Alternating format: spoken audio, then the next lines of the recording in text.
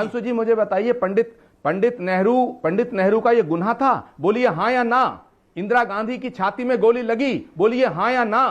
इंदिरा गांधी की छाती का लहू इस देश की मिट्टी में गिरा? बोलिए हाँ या ना। अगर इंदिरा गांधी उस समय निर्णय नहीं लेती तो देश टूट जाता, इस देश के टुकड़े हो जाते। इंदिरा गांधी ने निर्णय लिया, वो जानती थी कि उनकी शहादत होगी। बोलिए हाँ या ना। इंदिरा गांधी ने जब पाकिस्तान के टुकड़े किए, सुधांशु त्रिवेदी जी, ठीक है, आपने अब सुधांशु जी से जवाब में ले लेता हूं 30 सेकंड के अंदर। बोला अपनी जबरदस्ती वो और है। बोलिए, मैं आप दोनों के पास आऊंगा। बोलिए हाँ या ना। सुधांशु जी आपसे डायरेक्टली सवाल पूछा आचार्य प्रमोद कृष्णम ने, जवाब दीजिए। जो आचार्य जी ने बोला तो हाँ या ना भी बोल दें। पंडित नेहरू ने अपनी अध्यक्षता में बनी कमेटी से खुद को भारत रत्न दिया? बोलिए हाँ या ना। इंदिरा गांधी ने खुद की अध्यक्षता में अपनी सरकार के द्वारा अपने को भारत रत्न अर्पित करवाया? हाँ या ना। जो किया तो उसके बदले में आपने खुद ही देश से सारा सम्मान ले भी लिया।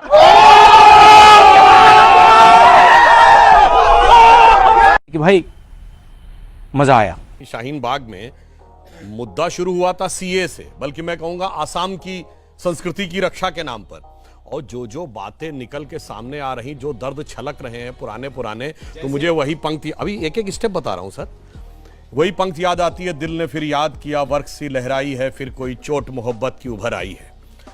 अब आपको बताता हूं क्या उभर आया।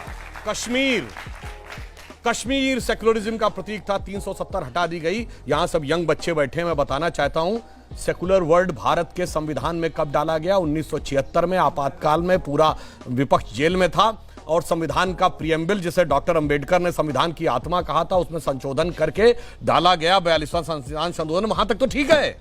भारत में एक राज्य ऐसा था जिसने कहा कि वो हम सेकुलर वर्ड अपने कॉन्स्टिट्यूशन में अडॉप्ट नहीं करेंगे। वो कौन राज्य था? वो था जम्मू कश्मीर। और उसने किस चीज की आड़ ली? धारा 370 की।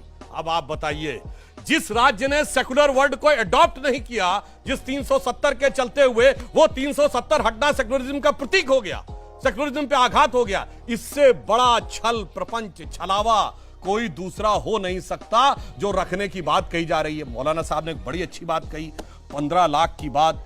मैं कहता हूं ना, आओ पार्लियामेंट में प्रस्ताव लाओ और डिस्कशन करो। 15 लाख पे ऐसा पानी होगा हकीकत कि समझ में आ जाएगा। जो हिंदी की कहावत है ना, उल्टा चोर कोतवाल को डांटे।